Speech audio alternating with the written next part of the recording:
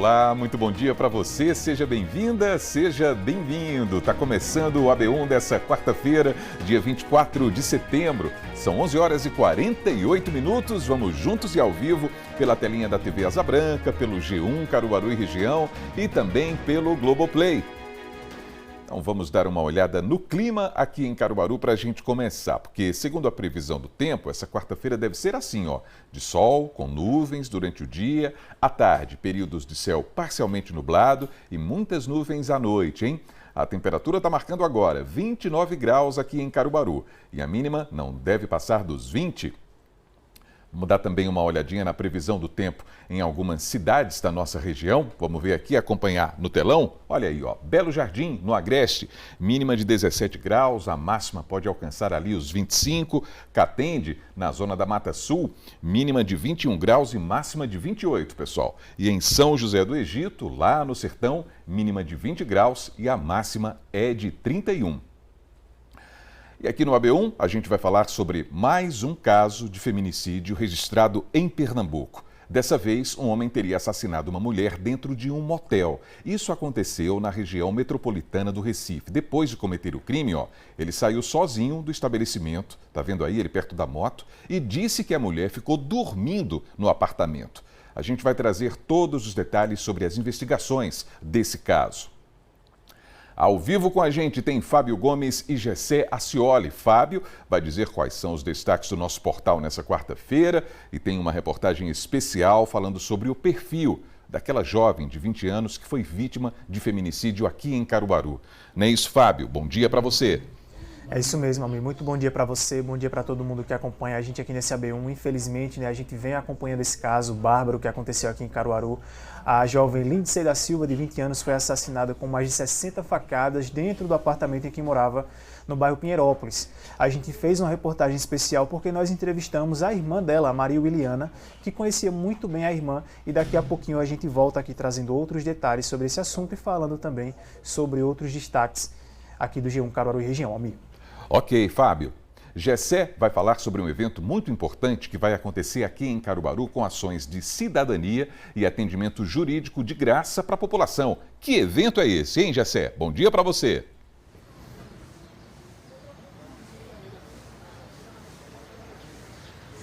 Oi, Almir, bom dia para você, bom dia para quem está nos assistindo, uma ótima quarta-feira para todo mundo. Pois é o CJC que vai acontecer aqui na Avenida Portugal, nas proximidades da Seis Unita, que é parceira desse evento que vai acontecer, a Justiça junto com vários órgãos da sociedade, prestadores de serviços, empresas que prestam serviços como Compesa, Neoenergia, enfim, são vários serviços que serão prestados naquele tipo de mutirão em que se atende várias questões que estão ali muitas vezes demoradas para serem resolvidas. Mutirões como esse acabaram ajudando. A gente vai trazer as informações daqui a pouquinho dentro do AB1. Muito bem, Gessé e Fábio ao vivo com a gente nesse AB1 de quarta-feira. E a gente também vai falar sobre identidade cultural, sobre as nossas raízes, porque tem uma feira literária que está sendo realizada no Sertão, lá em Serra Talhada, com destaque para a produção dos cordéis, uma tradição que está diretamente ligada à nossa vida, a vida do povo nordestino.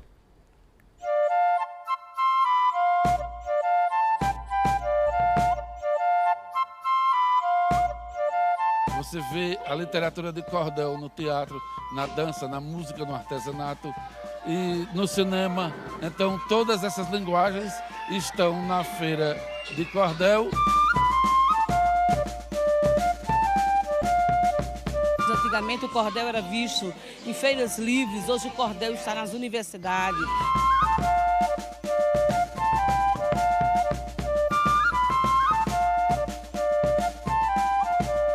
O método de falar e da escrita do cordel não é errado. É aquilo que é do nosso povo, da nossa cultura, de nossas raízes.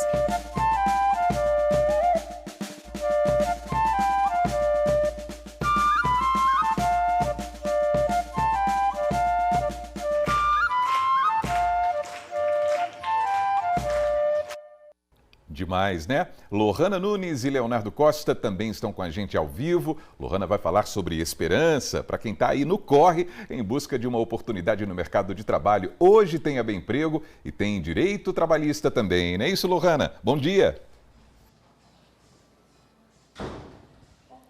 Exatamente, Almi. Bom dia para você de casa, esperança para aquele que está em busca de recolocação no mercado de trabalho e coisa boa, viu? 130 vagas disponíveis aqui para o município de Caruaru e outros municípios da nossa região. A gente vai trazer todos os detalhes de quais tipos de vagas e quem pode se inscrever nelas, além do mais, um bate-papo com uma advogada trabalhista para falar sobre férias coletivas, um acordo que pode ser entre o empregador e também o empregado, claro que com toda a legislação vigente. É importante ficar de olho nas regrinhas para conseguir esse direito trabalhista. Já já a gente volta com os detalhes. Almi. Legal demais, Lohana. Leonardo vai trazer os problemas da comunidade, porque tem novidades lá em Garanhuns sobre a pavimentação de uma rua que a gente inclusive mostrou aqui no AB1. Será que tem notícia boa por lá? Tem, Léo. Bom dia para você. Oi, Almi, bom dia para você, bom dia para todo mundo que está acompanhando a gente no AB1 de hoje. Tem notícia boa sim, a gente mostrou a situação da rua José Bento Ângelo há cerca de 15 dias. O pessoal reclamava porque tinha muita lama por causa da chuva, apesar da rua ter recebido terraplanagem. Como a gente recebeu a nota da Secretaria de Infraestrutura, depois que a chuva aliviasse, o asfalto ia chegar. E de fato chegou essa rua e a mais 21 ruas do loteamento Manuel Camelo, aqui no bairro Coab 2, em Garanhuns. Daqui a pouco eu vou conversar com o prefeito Sivaldo Albino, porque vai detalhar, porque tem mais ruas recebendo pavimentação também aqui na cidade, Almir. Muito bem, Leonardo e Lohana conosco nessa missão de quarta-feira aqui no AB1, hein? Agora vamos ver imagens mais abertas de Garanhuns para dar uma olhada no clima também. Olha aí, imagens ao vivo para você. A previsão do tempo está dizendo que o dia deve ser de sol com nuvens, muitas nuvens em Garanhuns nesse instante. Períodos de céu nublado à tarde e muitas nuvens logo mais à noite. Nesse momento, a temperatura está marcando 27 graus lá em Garanhuns e a mínima deve ficar em torno dos 19. Agora a gente vai para o intervalo e daqui a pouquinho a gente vai falar sobre a importância da educação na primeira infância. Esse é um dos momentos mais importantes da nossa vida e da nossa formação social também, hein? É no seu AB1 que já começou, 11 horas e 55 minutos agora.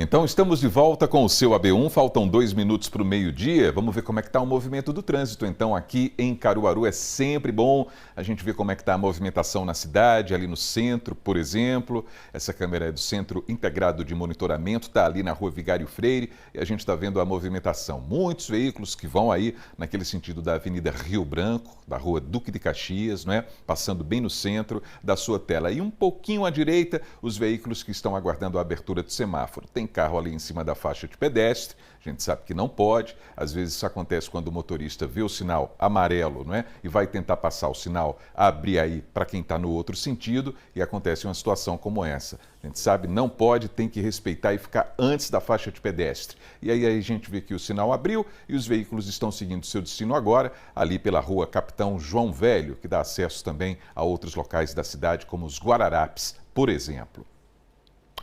E está na hora da gente saber quais são os principais assuntos do nosso portal nessa quarta-feira. Então a gente vai à redação para falar com Fábio Gomes. Fábio, seja bem-vindo. Uma boa tarde para você. Oi, Almir. Muito boa tarde para você, boa tarde para todo mundo que acompanha a gente aqui nesse AB1. Um dos principais destaques do nosso portal hoje, Almir, é sobre o feminicídio que aconteceu aqui em Caruaru. Nós entramos em contato com os familiares e com os amigos da Lindsay da Silva, a jovem de 20 anos que foi morta com 60 facadas no bairro Pinheirópolis, aqui em Caruaru. De acordo com, a partir do relato das familiares e dos amigos, nós fizemos uma reportagem contando sobre como era essa jovem, o perfil dela. De acordo com a Maria Williana, que é irmã da vítima, a Lindsay ela nasceu em Palmares, se mudou para São Benedito do Sul e depois se mudou aqui para Caruaru, no agreste do estado, em busca de oportunidades e uma melhor qualidade de vida. A ocupação que ela exercia atualmente aqui na cidade não foi confirmada, mas ela informou também que a jovem era uma pessoa muito carinhosa, dedicada, guerreira e também tinha o sonho de fazer um curso superior. A gente tem também uma atualização aqui na nossa reportagem que é a respeito da audiência de custódia do Eduardo, o homem que assassinou, né, ela, segundo o Tribunal de Justiça de Pernambuco. Após a audiência de custódia, o homem foi conduzido para a penitenciária aqui de Caruaru, e também nós temos ainda outras informações sobre o perfil dela com base no relato de alguns amigos. Para conferir todos os detalhes e ficar por dentro desse assunto, é só acessar o nosso portal, e aqui no G1 a gente segue acompanhando ainda todos os desdobramentos desse caso, Almir. Exatamente, a gente segue acompanhando tudo, assim como, por exemplo, também tem informações no G1 a respeito da prisão de um homem suspeito de cometer crime contra a pessoa idosa, não é isso, Fábio? Exatamente, Almir. Esse crime foi cometido em Pesqueira, aqui no Agreste de Pernambuco, mas esse homem ele foi preso ontem no estado da Paraíba. Ele é suspeito de ter assassinado um idoso aqui no município de Pesqueira e também de ter cometido um abuso sexual contra essa vítima. Esse homem tem 44 anos e ele foi preso no sítio de São João do Tigre, no estado da Paraíba. A prisão aconteceu na tarde de ontem. A vítima foi um idoso identificado por Adeval Ferreira Leite. De acordo com a polícia, Adeval chegou a ser socorrido e levado para o Hospital Regional aqui do Agreste, em Caruaru, mas não resistiu aos ferimentos e veio a óbito. A Delegacia de Pesqueira comunicou à Polícia Civil da Paraíba sobre o mandado de prisão, que foi cumprido durante a operação realizada ontem. Após passar por audiência de custódia ainda hoje, o suspeito que foi preso na Paraíba será transferido aqui para Pernambuco. Almir. É mais um caso relacionado à segurança pública que a gente segue acompanhando também aqui nos destaques do G1, nessas informações atualizadas. E para a gente mudar de foco em relação à área de informação, estou vendo que tem detalhes aqui no G1 sobre o calendário de pagamento do INSS. Fábio. Exatamente, Almir. A gente muda de assunto e traz esse detalhe também que é muito importante para vários aposentados e pensionistas, beneficiários do INSS que estão para receber, né, esses pagamentos, porque o calendário de pagamento começa hoje. A gente traz aqui na nossa reportagem, né, essas informações completas. O Ministério da Previdência Social inicia hoje o pagamento do INSS em relação ao mês de setembro desse ano. Para quem recebe o piso salarial de até um salário mínimo, esses depósitos começam hoje e vão até o dia 7 de outubro. Já os segurados que têm uma renda mensal acima do salário mínimo terão seus pagamentos creditados a partir do dia 1º de outubro. A gente acompanha agora na tela o calendário completo sobre os beneficiários que recebem até um salário mínimo. O pessoal que tem um cartão final 1 recebe hoje, o cartão final 2 recebe esse pagamento a partir de amanhã e o cartão final 3 recebe a partir do dia 26, na próxima sexta-feira. Esse calendário ele volta a ser cumprido na segunda-feira, e para conferir também outros detalhes, outras informações como a previsão do pagamento dos próximos meses do ano e também o calendário completo dos beneficiários que recebem mais de um salário mínimo, é só acessar o nosso portal, que essa matéria está completinha, Almir. Tá tudo lá no G1 Caruaru e região. Fábio, muito obrigado pelos destaques de hoje, hein? Bom trabalho para você e até amanhã. Obrigado, Almir. Bom trabalho para você também. Até amanhã e uma excelente tarde para todo mundo que está acompanhando a gente. Muito obrigado. Agora, 12:03, a gente vai seguindo com o seu AB1 e olha essa história, pessoal. Um homem foi preso em flagrante, suspeito de assassinar uma mulher dentro de um motel. Esse crime aconteceu na região metropolitana do Recife. A vítima não teve o nome divulgado e é mais um crime de feminicídio cometido aqui no estado. O repórter Mário Carvalho traz os detalhes a respeito desse caso. Vamos ver? O caso aconteceu na manhã dessa terça-feira em um motel na PE 22, em Paulista. O suspeito pediu um serviço de quarto, pagou a conta e foi embora sozinho. Segundo a polícia, o suspeito de 25 anos foi localizado no bairro do Janga, dentro de uma estação da Compesa, enquanto trabalhava. Ele utilizava uma moto que não estava no nome dele. Foi por meio dessa moto que a polícia localizou ele. A moto aparecia nas imagens de câmeras de segurança do estabelecimento. Ele chegou no hotel por volta das 4 horas da manhã e de 7 e alguma coisa ele saiu do quarto informando que a companheira dele iria ficar para terminar o pernoite, né? E de 9 horas acordasse ela. E quando a camareira chegou no local de 9 horas, ela não respondia. Então o pessoal abriu a porta e confirmou o óbito. O que a polícia conseguiu apurar em relação a esse caso? Ele passa que não conhece ela, que não é ele, né? Mas como é que chegamos nele, né? Através da filmagem, a placa da moto, nós chegamos na proprietária da moto, que nos informou que essa moto está alugada a ele há 3 meses, né? E com o endereço dele, que ela nos passou, a gente chegou na residência dele. A mãe dele nos indicou onde ele estava trabalhando, né? Nossas equipes de pronto seguiram até o local no bairro do Janga, na comunidade do Tururu. Ele é estagiário de engenharia elétrica, né, e foi detido no local.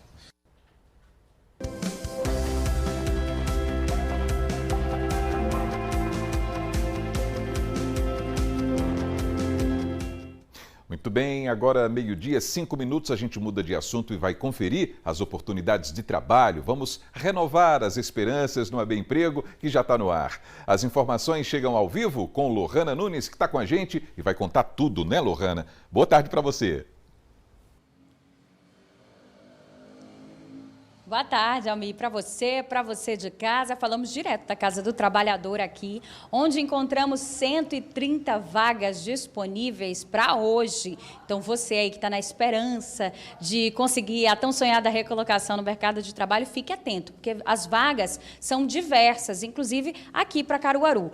Em Caruaru, a gente tem 65 vagas disponíveis. Bezerros conta com 30 vagas, inclusive com destaque para vagas exclusivas com pessoa com deficiência, né? E 4 oportunidades para auxiliar de linha de produção. Garanhuns tem 7 vagas, Santa Cruz do Capibaribe tem 28 vagas para hoje. A gente vai conferir detalhe por detalhe cada uma dessas vagas agora. Para Caruaru, 15 vagas para alimentador de linha de produção, uma vaga para analista de marketing, 2 vagas para assistente de vendas, 2 para auxiliar administrativo, 2 vagas para auxiliar de limpeza, 10 vagas para auxiliar de logística, 2 para auxiliar de pessoal, 2 vagas para auxiliar operacional de logística, 2 para conferente de carga e descarga, 2 vagas para cozinheiro geral, 3 para garçom, 1 vaga para lavador de carros, 2 para mecânico de motor a diesel, 10 vagas para motorista de caminhão, 1 vaga para operador de caixa, 3 para operador de empilhadeira, 2 vagas para repositor de mercadorias, 1 para soldador, 1 vaga para supervisor de compras, 1 vaga para topógrafo, vaga exclusiva para pessoas com deficiência, 1 para assistente administrativo. E lembrando a você que a Casa do Trabalhador, ela fica aqui na rua Floriano Peixoto, 147, no centro da cidade, e funciona aí de segunda a sexta, das 8 da manhã até as 5 da tarde. Você pode ter mais informações por aqui. Almir. Legal demais, muito boa sorte para todo mundo que for tentar essas oportunidades. E a gente vai continuar de olho no mercado de trabalho, vamos falar sobre férias coletivas agora, ou seja, aquela situação em que a empresa determina um determinado período de pausa para os colaboradores, até porque na prática existem algumas regras para isso, né, Lohana? Exatamente, tem regra sim, viu? A gente fala que todos os acordos ali trabalhistas, eles devem ser em ambas as partes, a empresa e o trabalhador, mas nesse caso a empresa tem total autonomia para tomar essa decisão. É o que vai nos explicar agora a nossa convidada, a doutora Valéria Soares, ela é advogada especialista em direito trabalhista. Doutora, seja bem-vinda ao AB1. Vou pedir para você virar um pouquinho para frente para todo mundo te ver aqui em casa e dizer para a gente, esse acordo precisa ser avisado ao trabalhador pelo menos até 15 dias, não é isso? Seja bem-vinda, boa tarde. Boa tarde a todos. Vamos lá, toda vez quando a gente está falando das férias coletivas, são férias que são dadas ou a todos os funcionários de uma empresa ou a um determinado setor daquela empresa. Quem é que vai escolher sobre essas férias coletivas? O próprio empregador. É aquele empregador que vai determinar exatamente quando são que os funcionários podem ou não tirar essas férias coletivas. A grande questão é, para que essas férias coletivas sejam tiradas, para que elas sejam dadas regularmente, é preciso comunicar a esses funcionários com pelo menos 15 dias de antecedência, bem como comunicar ao Ministério do Trabalho e Emprego com 15 dias de antecedência e ao sindicato da categoria, caso tenha um sindicato. Aí você precisa fazer todas essas comunicações e aí, nesse sentido, os empregados são obrigados, efetivamente, a tirarem essas férias coletivas. Não é uma escolha do empregado, é do empregador. Pronto, esse detalhe é muito importante porque, em alguns casos excepcionais, se o empregado, melhor dizendo, né, o funcionário, já tem uma férias ali organizada, digamos assim, eu vou tirar férias em tal mês, mas o empregador solicita essas férias coletivas, ele deve obedecer ao empregador, no caso. Sim. Quem escolhe o período de férias é o próprio empregador, é a cargo do empregador. A menos que exista alguma determinação ou acordo coletivo diferente disso na sua categoria. Mas, se não for esse o caso, o que a consolidação das leis do trabalho, ou seja, a CLT, fala é que, efetivamente, os empregados são obrigados a tirar essas férias. O que pode acontecer é, o funcionário chega e conversa com o empregador para ver se tem alguma forma de ajustar isso, contanto que esteja dentro do período concessivo, ou seja, dentro daquele período que ele precisa tirar de férias. Ele tem 1 ano para conseguir o período aquisitivo e tem mais 1 ano para tirar essas férias. Se estiver dentro desse prazo e o empregador aceitar, ok. Mas essa é a única conversa que pode ter. Se o empregador não aceitar, o empregado é obrigado a tirar as férias coletivas. Tem algum outro detalhe que o empregador deve ficar atento que torna essas férias coletivas ilegíveis? Qualquer coisa que ele fizer de forma incorreta, ou seja, se ele não fizer essa comunicação com pelo menos 15 dias de antecedência aos funcionários, se ele não fizer essa comunicação ao sindicato, caso a categoria tenha, se ele não fizer essa comunicação ao Ministério do Trabalho e Emprego com pelo menos 15 dias de antecedência, se ele não realizar o pagamento dessas férias, bem como de um terço constitucional, com pelo menos 2 dias antes da pessoa sair de férias, ele está pagando errado. E qualquer pagamento incorreto das férias enseja no pagamento em dobro posteriormente. Nossa, é importante, então, ficar atento. Obrigada, doutora, pelas informações. É importante ficar atento à legislação para não correr nenhum risco. Almi, é contigo. Lohana Nunes, muito obrigado pelas informações nesse AB Emprego de hoje, hein? E bom trabalho para você. Vamos seguindo, porque o Tribunal de Justiça de Pernambuco, TJPE, está completando 203 anos de história. E um grande evento de justiça e cidadania será realizado aqui em Caruaru, hein? As informações chegam agora, ao vivo, com Gessé Acioli. Vamos saber onde é que essa ação vai acontecer. É tudo de graça, né, Gessé? Boa tarde para você. Tudo de graça, Almi. Boa tarde para você, boa tarde para quem está nos assistindo. É uma ação bem específica, né, relacionada aí a vários serviços que são prestados, várias operadoras, prestadoras de serviços, junto com o PROCON, junto com a Justiça, enfim, é um dia para celebrar esses 203 anos e também, né, a celebração servindo a população aquela população mais carente, né, que precisa desses serviços. Muitas vezes nesse mutirão é que se resolve muita coisa. Eu estou aqui com o Marupiraja Ramos, que é o juiz responsável, inclusive, coordenando uma ação como essa. Doutor, conte para a gente quais serviços serão ofertados e para esse público mais carente, né? Boa tarde. Boa tarde, Almi, boa tarde a todos. Veja bem, o SEJUS, que é o órgão do Tribunal de Justiça que vai organizar, junto com o Centro Universitário Tabosa de Almeida, da SES Unita, esse grande evento. Começa às 7, vai até às 12 e vamos oferecer vários serviços.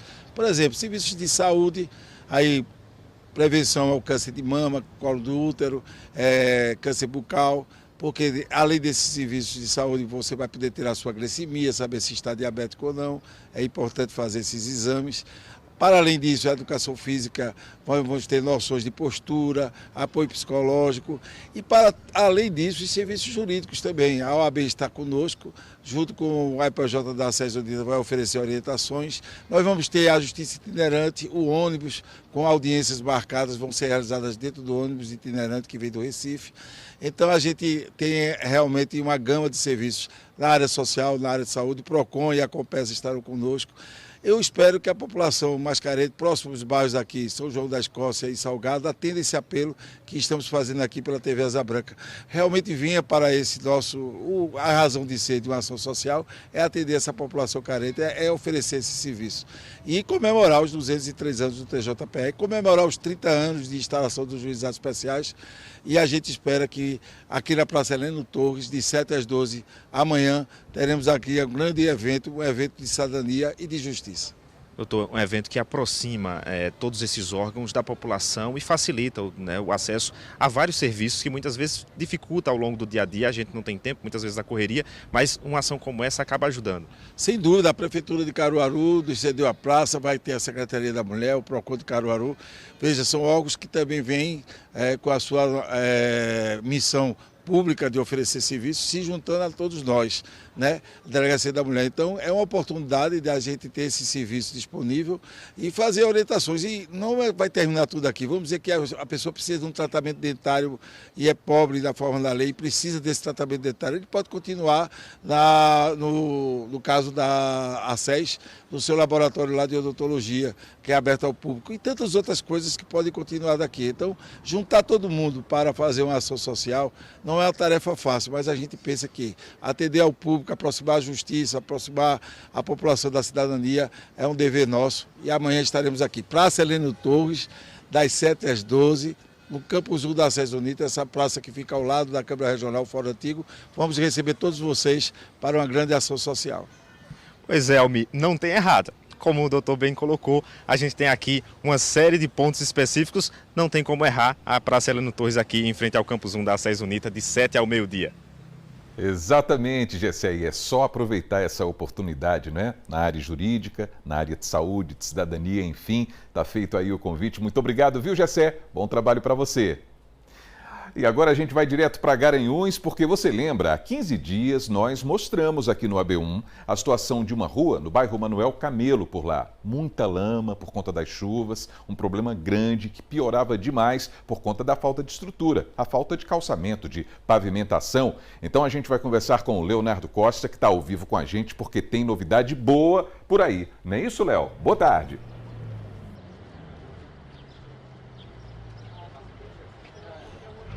Isso mesmo, Almi. Boa tarde para você, boa tarde para todo mundo que está acompanhando a gente no AB1 de hoje. Além dessa rua que a gente mostrou, outras 21 também estão recebendo o asfalto. Dá para ver aí que as máquinas já estão trabalhando e além dessas ruas aqui no loteamento Manuel Camelo, outras ruas da cidade também vão ser calçadas. Agora eu vou conversar com o prefeito Sivaldo Albino, vou chamá-lo para conversar com a gente, que vai detalhar. Prefeito, o que é que significa esse asfalto, principalmente para a população aqui do Manuel Camelo?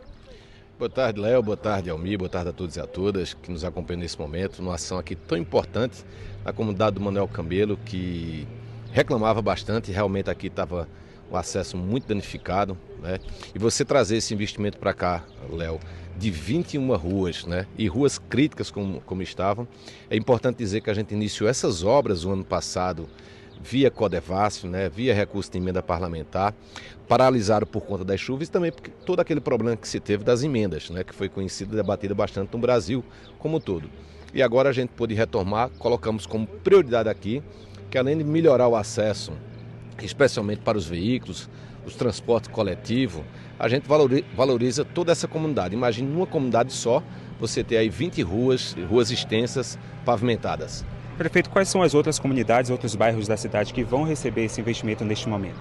Olha, nesse momento nós estamos com 130 ruas no cronograma de serem pavimentadas até o final do ano. Já vamos mandar para a licitação no próximo mês mais um lote de outras ruas. Vamos dar ordem de serviço na próxima semana também de outras ruas que vão se somar a essas 130 ruas que nesse momento estão na Coab 2, Coab 3, nos distritos de São Pedro, Miracica, Iratama, no Parque Fênix, no bairro de Heliópolis, na Boa Vista, Jardim Petrópolis, enfim. Então, quase toda a cidade está sendo contemplada com pavimentações, seja elas em paralelo, sejam elas em asfalto, seja elas em recurso federal, em emenda parlamentar ou com recurso próprio. Então, a gente transformou Garanhuns no maior canteiro de obras da sua história. A gente vai chegar com esse lote até o final do ano a quase 500 ruas. E todas as que a gente faz com recurso próprio, a gente faz com drenagem. É importante dizer que a drenagem da água pluvial é mais caro do que o próprio pavimento, mas a gente tem dado prioridade a isso. Prefeito, muito obrigado pelas informações. Então, essa é uma das ruas que está sendo calçada, só no Manuel Camelo, 22 ao total, e aí no restante da cidade também recebendo pavimentação. Almi, a gente vai seguir acompanhando tudo por aqui, viu?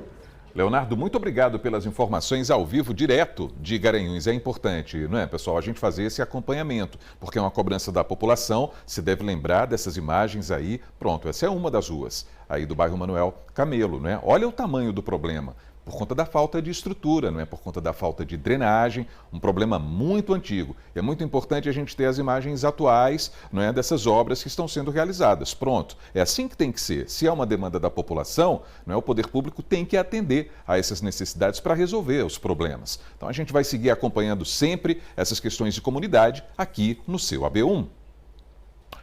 Bom, agora tem momento WhatsApp para a gente ver. A gente vai conferir uma reclamação que chega do centro aqui de Caruaru. Foi a Jeane Maria que mandou esse vídeo que a gente vai ver. Ela está reclamando de um esgoto estourado que gerou um grande buraco bem no meio da rua. Vamos dar uma olhada. O mau cheiro é terrível, os carros têm o maior cuidado também.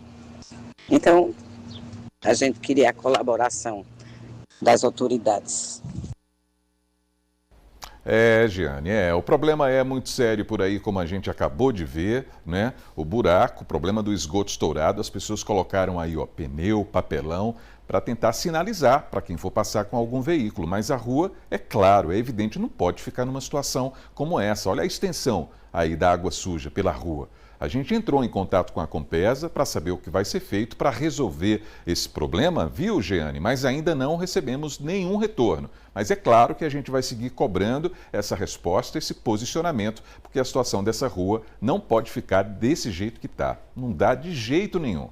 Então, participe também, mande o seu vídeo para o nosso WhatsApp 99198-8212. Tá chegando mais um intervalo e daqui a pouquinho tem o AB Esporte para a gente conferir. Aí a gente vai falar sobre uma turma que pega no pesado literalmente. É a turma da superação, quando o assunto é halterofilismo aqui em Caruaru. Olha aí, daqui a pouquinho a gente está chegando com essas informações e outras notícias também. 12h, 21 minutos, a gente volta já.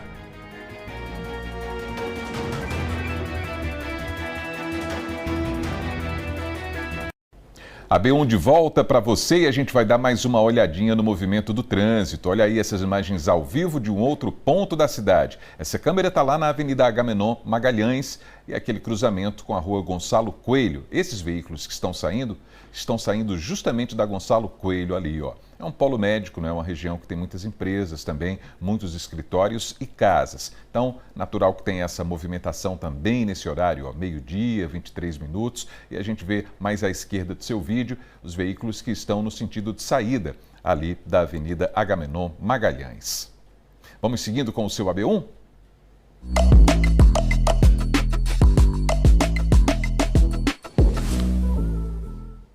Afinal de contas, hoje também é dia de falar sobre o direito do consumidor aqui no AB1, hein? Nós vamos trazer um caso de oscilação de energia elétrica que provocou prejuízos para o consumidor.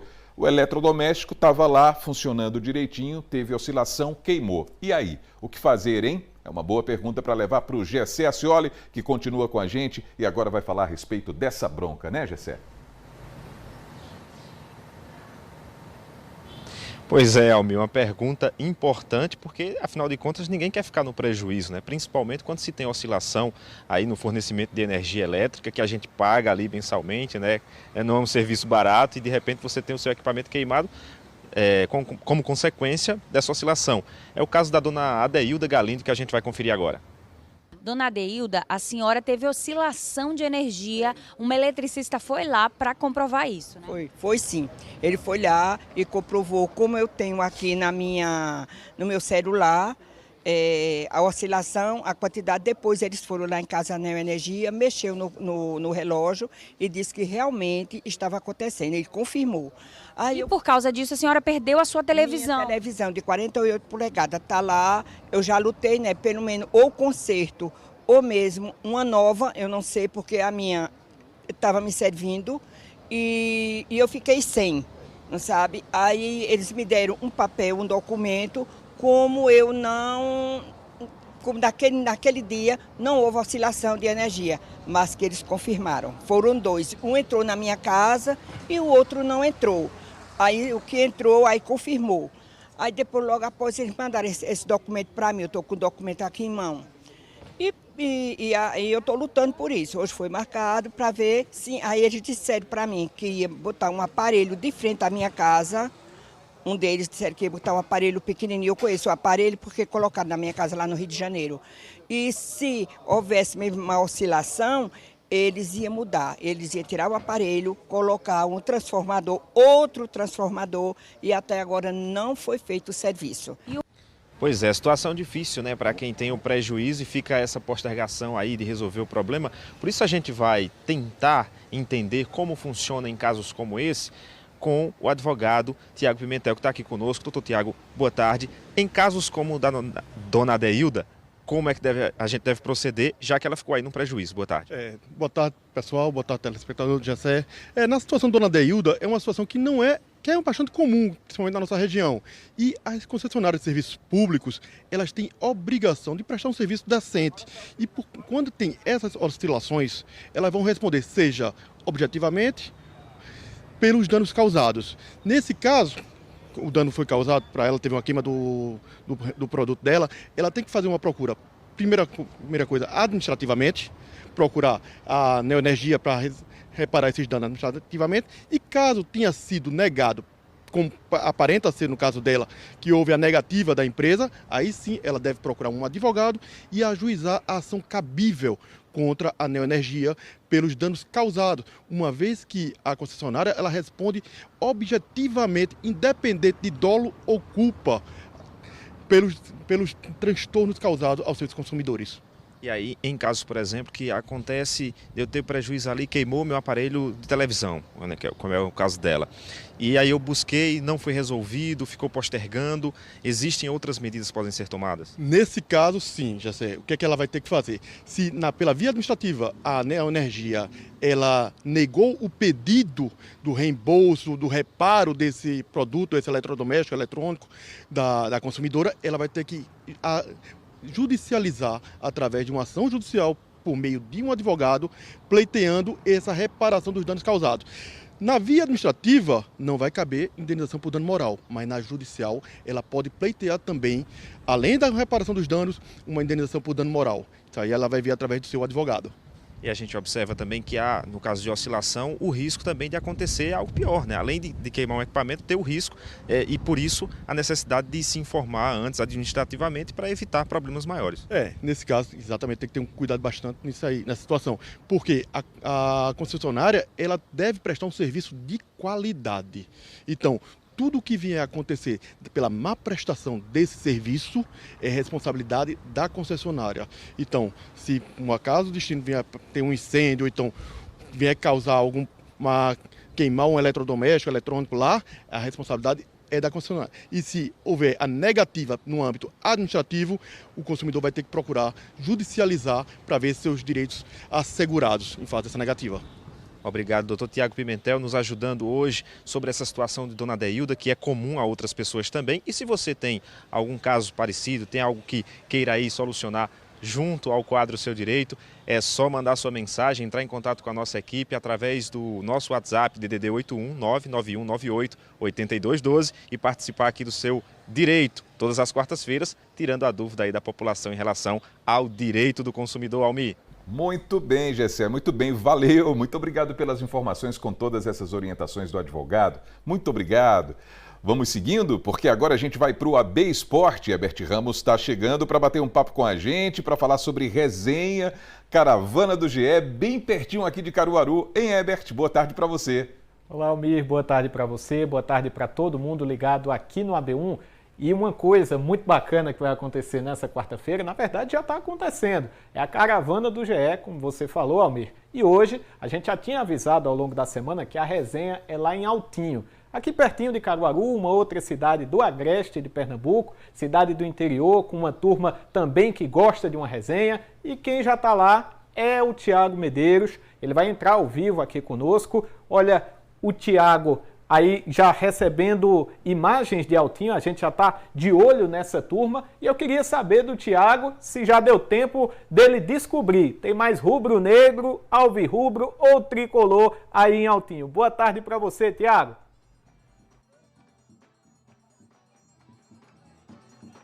Fala, Herbert, minha joia. Ó, não sei se tem mais tricolor, se tem mais rubro-negro. Eu sei que tem comida de móia aqui, ó. Eu que não sou besta, tô aproveitando aqui o acolhimento do povo de Altinho. Mas aqui, ó, só pra tu ter uma ideia, deixa eu mostrar aqui. Mostra ali, Ramana. A gente tem aqui a confraria de Altinho, que coisa massa. Um monte de torcedor do Náutico. Tem tricolores aqui também. Rubro-negros, claro, todo mundo na resenha, né? E a gente tá aqui em Altinho, como vocês falaram, bem pertinho aí de Caruaru, 30 quilômetros de Caruaru, muito perto mesmo dessa cidade aqui com os altinenses, 20 mil habitantes, que muito rica em cultura e, como eu falei, em culinária também.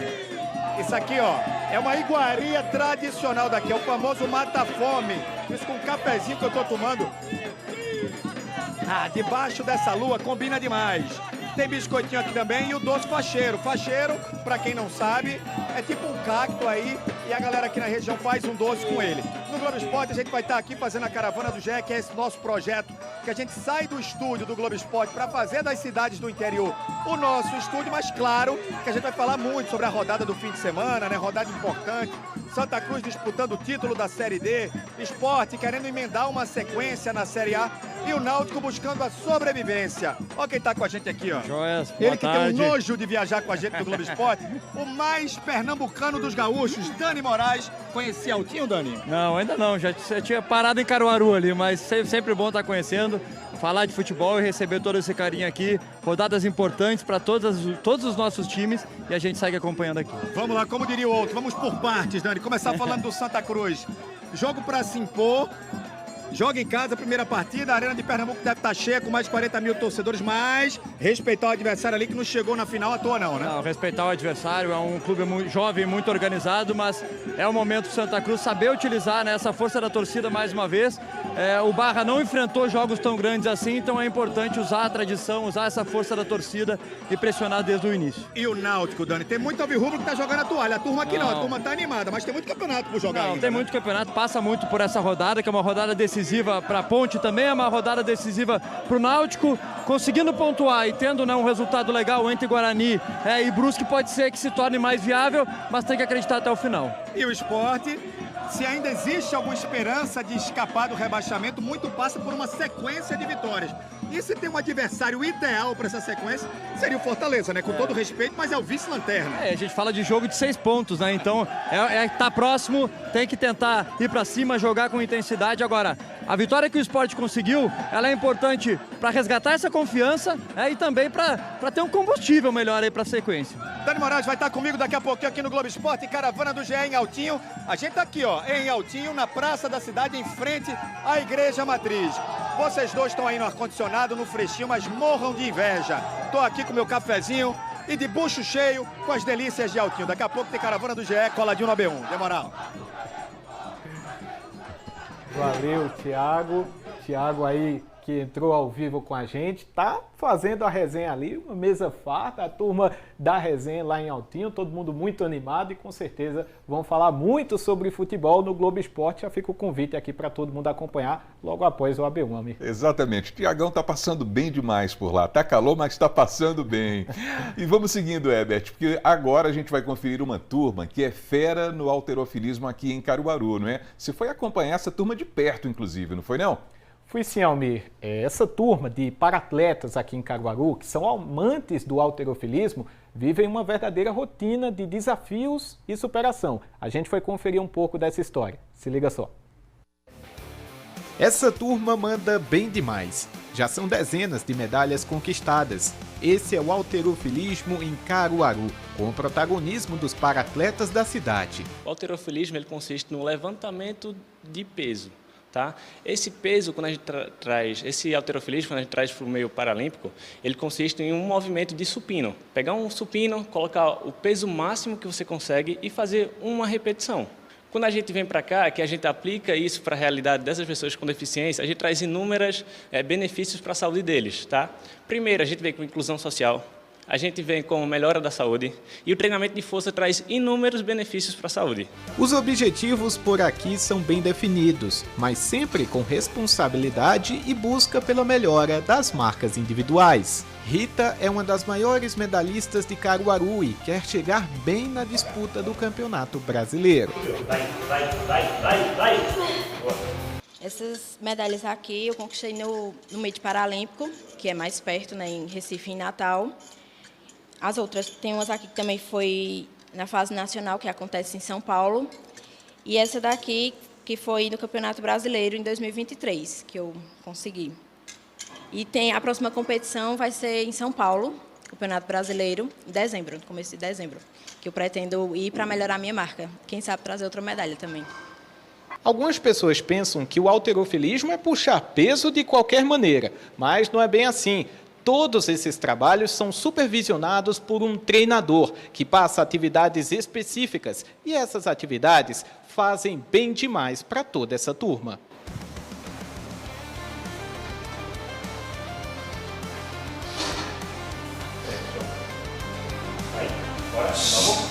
Eu recebi o convite porque eu só ficava em casa, não fazia nada. Eu recebi um convite, eu digo, eu vou fazer o teste. E eu gostei muito do halterofilismo e estou até hoje. E tem vários benefícios. A pessoa pega um pouquinho de força, fica um pouquinho mais forte. Eu gosto bastante do halterofilismo, muito bem legal. E eu não saio de jeito nenhum mais. A rotina por aqui é puxada, mas sempre um espaço para socialização e interação entre os atletas. Um ambiente de companheirismo e superação. Aí nós fazemos aquilo que gosta, tá entendendo? Importante para a gente, para incentivar a gente. As pessoas que portador de deficiência, que estão nas suas casas, que tem vergonha de aparecer, não tem que ter vergonha, tem que ter estímulo, tem que ter coragem, força para a gente ir para frente, tá entendendo? A gente faz aquilo que gosta com amor, tá entendendo? As dúvidas sobre o esporte são muitas e eu decidi me arriscar. Professor, agora me diga, quanto normalmente um atleta vai conseguir pegar aqui no supino? Para um atleta ele poder ir para uma competição de nível alto, um brasileiro, por exemplo, tá? Ele tem que pegar cerca de 1,9 a 2,5 do peso corporal dele, tá? No caso, você tem quantos quilos? Tenho 70. 70 quilos, então você teria que basicamente fazer uma prova ali com 160 quilos.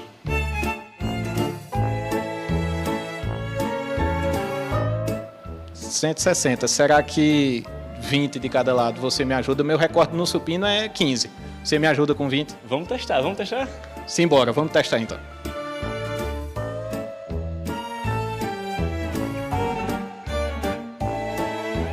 Pessoal, não deu pra mim.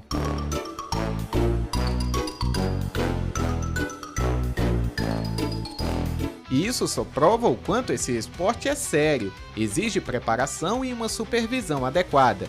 E, claro, muita dedicação dos para-atletas. Essa turma vai seguir trabalhando em busca de mais momentos de glória. Mesmo que não venham outras medalhas, o grupo já é vitorioso e tem motivos de sobra para se orgulhar. É isso aí, a gente também tem o maior orgulho dessa turma. Não sei se dá para dizer que a gente tem o maior orgulho do nosso companheiro de redação, viu, Herbert? Situação complicada ali, a gente tentou simular, de certa maneira, como é o exercício feito pelos amantes do halterofilismo aqui em Caruaru, só para mostrar o quanto de fato é um esporte sério, um esporte que precisa de uma preparação, precisa de uma supervisão, e essa turma tem esse apoio, tem esse suporte, né? O trabalho do professor é sempre muito bem feito e esses atletas já dão um orgulho danado aqui para a cidade só com a história de superação deles, né? Você sair de casa, independentemente da situação que você tenha, de alguma dificuldade que você tenha de movimentação, independentemente de tudo, você sai de casa e vai praticar um esporte e pode até conquistar algumas medalhas. Muito bacana, foi um prazer para mim fazer essa reportagem e fica aqui o nosso desejo de boa sorte para que todos eles possam seguir no esporte e quem sabe conquistando algumas medalhas aí para orgulhar ainda mais Caruaru. Então fica o convite aqui para todo mundo seguir acompanhando a história deles e se conhecer algum para-atleta, alguma pessoa com alguma deficiência, incentive a praticar o esporte. Se já for para-atleta, incentive nas competições, ajude da forma que você puder, porque com certeza o esporte muda a vida de todos, independentemente da situação. E a gente fica com esse convite aqui no AB Esporte e vou aproveitar para fazer um outro convite também. Os principais destaques do esporte regional estão lá no GE Caruaru e região. Eu vou ficando por aqui. Até amanhã, Almir. Valeu, Herbert, meu amigo quase halterofilista, né? Valeu. Até amanhã, Herbert. A gente vai para o intervalo agora. Daqui a pouquinho a gente vai mostrar uma feira literária que está acontecendo lá em Serra Talhada. Olha que beleza. Nesse evento, o destaque é a produção dos cordéis, pessoal. Uma tradição, uma marca cultural da nossa região. O seu AB1 volta já, 12h41 agora.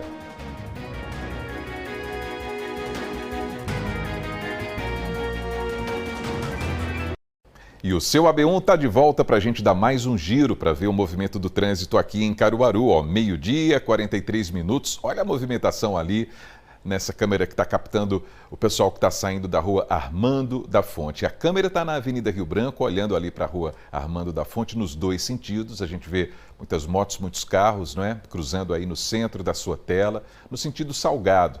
E um pouco mais acima, pessoal que está no sentido contrário, ali no sentido bairro Divinópolis, Maurício de Nassau, enfim, essa movimentação nesse instante no centro de Caruaru. E vamos em frente porque a primeira infância é um dos momentos mais importantes da nossa vida, né não? É durante essa fase que a criança é inserida na vida escolar. Aí aprende a viver em sociedade, é a convivência além do seio familiar. E nessa fase também, cada descoberta é única para a criança, para a família, tudo isso junto à escola, que é fundamental para o desenvolvimento dos pequenos. A primeira infância, fase que vai do nascimento até os 6 anos de idade, é considerado pelos especialistas como o período mais importante para o desenvolvimento humano. É nesse momento que a criança estrutura a forma de pensar, sentir e se relacionar com o mundo. A pedagoga Érica Lins explica que é muito importante na educação infantil o aprendizado de forma lúdica para desenvolverem habilidades motoras, cognitivas e sociais. Olha, aprender na infância tem toda uma característica e uma peculiaridade, diferente de aprender em qualquer outra etapa da vida. Então, na infância, os 2 eixos estruturantes para qualquer atividade desenvolvida tem que ser a interação e a brincadeira, né? Então, toda a proposta pedagógica é dentro de um ambiente de ludicidade, de brincadeira, de cores, de vida, de possibilidade de expressão. É assim que as crianças muito pequenas, elas aprendem. É lógico que o papel da escola é fundamental. Ela ajuda a complementar a educação recebida em casa e contribui para formar cidadãos mais conscientes, criativos e preparados para o futuro. Sociabilidade se estende quando a criança chega ao ambiente escolar. Então é o primeiro contato com a vida social, né? É lá na escola que a criança vai aprender que ela não é única no mundo, ela vai aprender a dividir, ela vai aprender a interagir, que existem regras, que existem limites, que existem possibilidades. Então a escola passa a ter esse papel fundamental, né, na formação dos pequenos, enquanto pessoa, enquanto cidadão, enquanto sujeito. Em Caruaru, um exemplo claro dessa integração foi realizado nesta escola, um evento que envolve atividades das crianças com os responsáveis, além de apresentarem a cultura popular para os pequenos. Esse ano nós escolhemos, como tema do nosso projeto anual o Sertão Encantado de Ariano Suassuna. Ninguém melhor do que Ariano, para poder nos ensinar a valorizar a nossa cultura. Esse projeto ele acontece ao longo do ano e hoje nós tivemos a culminância da 2ª unidade, onde nós focamos em brinquedos, brincadeiras e os sabores do sertão. Momentos como este aproximam as famílias do ambiente escolar.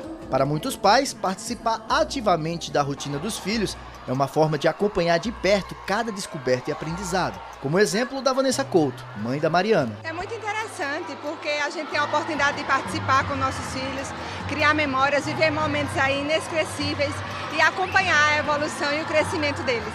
Brincar com elas. Com certeza. De acordo com um estudo realizado pelo Instituto Nacional de Estudos e Pesquisas, o INEP, órgão do Ministério da Educação, mais de 9 milhões de crianças estão matriculadas na educação infantil no Brasil. Mas ainda existe um desafio estipulado pelo Plano Nacional de Educação, o PNE. Cerca de 34,5% das crianças até 3 anos de idade estão matriculadas na creche ou na pré-escola, mas a meta é chegar a 50%. Já entre as idades de 4 e 5 anos, o número sobe para 91% das crianças matriculadas em creches ou na pré-escola. As proporções foram calculadas a partir do número de matrículas de 2024 e do total de crianças nessas faixas etárias em 2023, contabilizado pelo Instituto Brasileiro de Geografia e Estatística, IBGE, na Pesquisa Nacional por Amostra de Domicílios Contínua Anual. Especialistas reforçam que investir nesta etapa é garantir melhores condições de aprendizado ao longo da vida.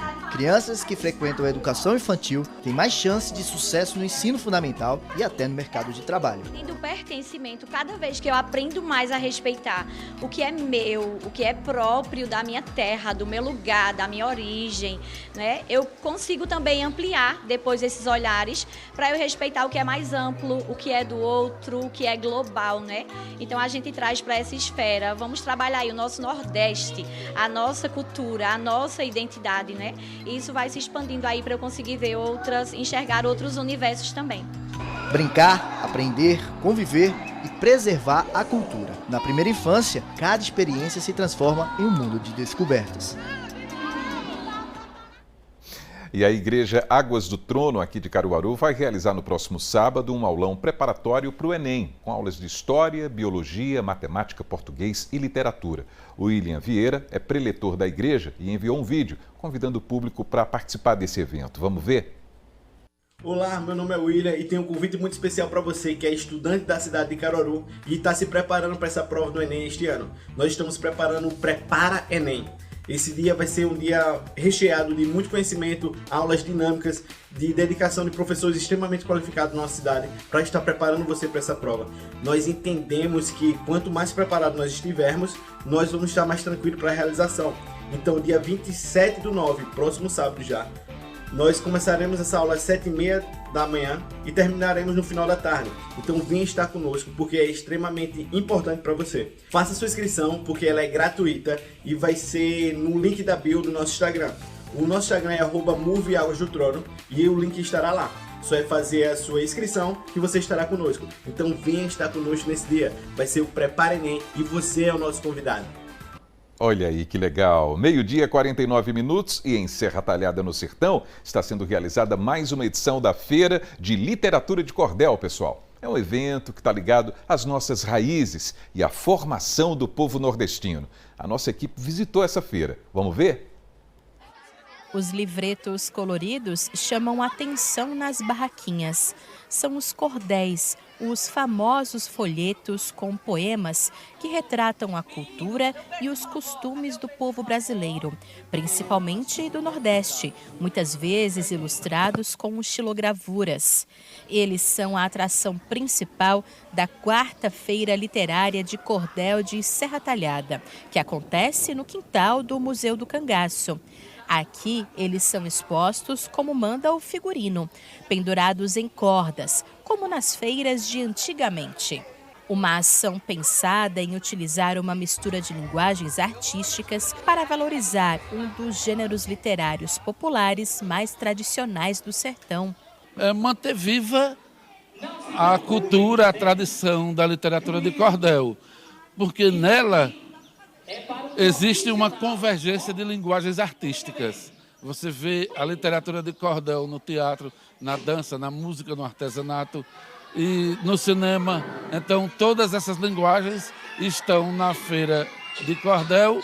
Por isso, a Feira de Cordel se mantém viva e a proposta é manter essa tradição com todas as linguagens. Ivaldo é cordelista há 28 anos. Durante todo esse tempo, foram mais de 600 títulos escritos, inspirados nos mais diversos temas. A inspiração é uma coisa assim muito espontânea.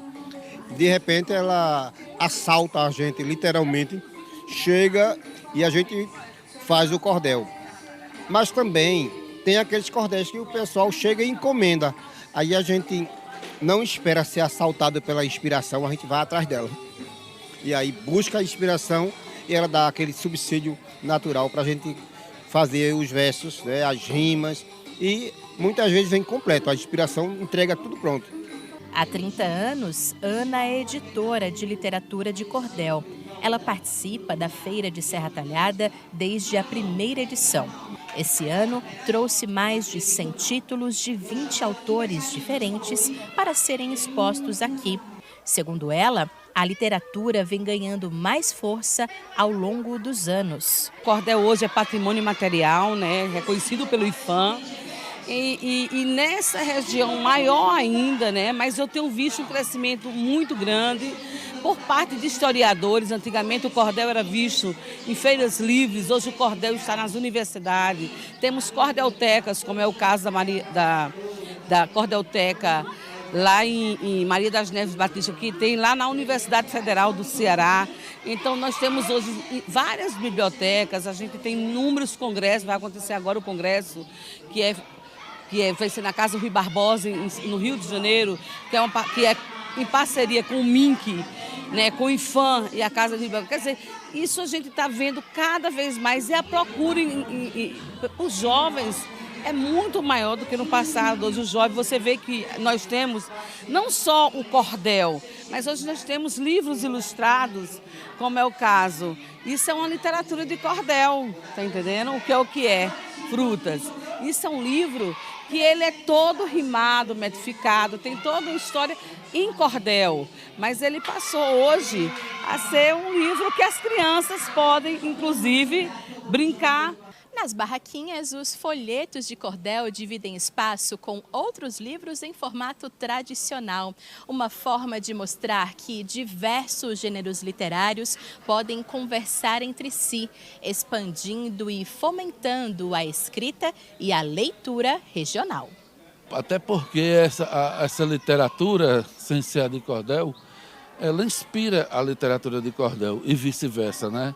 Então, além de vários cordéis, de vários títulos das editoras que publicam só obras de cordel, é assegurado espaço para livros em prosas, né? Então, outros gêneros de literatura também estão presentes. Há espaço também para autores lançarem novas obras. Paulo César é escritor há 12 anos. Hoje, ele é autor de 14 obras que falam, em sua maioria, sobre histórias, costumes e tradições regionais. Na feira, ele vai lançar o livro Hecatombes, Massacres e Crimes Cometidos no Sertão Nordestino. Segundo ele, um assunto que está presente dentro do universo da literatura de cordel. Por se tratar de elementos ligados diretamente à cultura nordestina, a nossa obra também dialoga, só que não no formato de poesia, né? A gente aproveita o universo onde vai se falar de episódios narrados pelos cordelistas, aproveita para trazer uma obra que também traz um aspecto nordestino, quer queira, quer não, que é a violência. Também fazem parte da programação mesas de diálogos, de glosas, apresentações teatrais, musicais e circenses. Uma mistura de linguagens artísticas com foco em transmitir para as futuras gerações os valores de uma literatura histórica. Hoje você tem pessoas que publicam obras de cordéis nas redes sociais. Ele não tem o livro impresso físico, né? Mas está publicado nas redes sociais. E eu acho isso muito bacana porque é a perpetuação dessa manifestação artística, dessa linguagem, né? Ela se perpetua do papel dele físico em voz, né? No áudio, às redes sociais. Então, acho que isso é a tradição que se mantém viva, independente do tempo, porque a arte, ela supera todas essas fases e, sem perder a sua essência, ela está presente no mundo tecnológico. A literatura de cordel é tradicionalmente a nossa literatura regional, então todas as nossas crianças elas têm que ter essa vivência, tanto pela linguagem, que é uma linguagem cultural, e não é uma linguagem que é usada em todo lugar. Então eles têm que entender que o método de falar e da escrita do cordel não é errado. É aquilo que é do nosso povo, da nossa cultura, de nossas raízes. E com isso eles aprendem também a rima, a versalidade da poesia e faz com que eles cresçam cuidando e honrando a nossa cultura em si. É isso aí. Essa feira lá em Serra Talhada vai até a próxima sexta-feira, pessoal. Outras informações é só acessar o site museudocangaço.com.br. E amanhã é dia de abrir o nosso consultório, porque tem a B Saúde e nós vamos falar sobre o estresse, hein? Um problema de saúde que afeta a mente e o corpo também. E você pode mandar a sua pergunta para o nosso WhatsApp 99198-8212. Na B Saúde dessa semana nós vamos falar sobre o estresse, uma resposta natural do corpo a situações desafiadoras. Problema de saúde que afeta tanto a mente quanto o corpo. Cerca de 60% da população mundial já se sentiu estressada a ponto de impactar a rotina.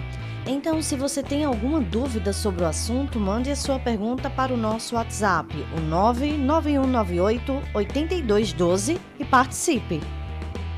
É amanhã aqui no AB1. E daqui a pouquinho tem o Panorama CBN. A gente vai conversar com a doutora Daniela Lucena, ela é psiquiatra, e entre os assuntos vai falar sobre a importância da saúde mental no Panorama, que começa às 2 horas na rádio que toca notícia.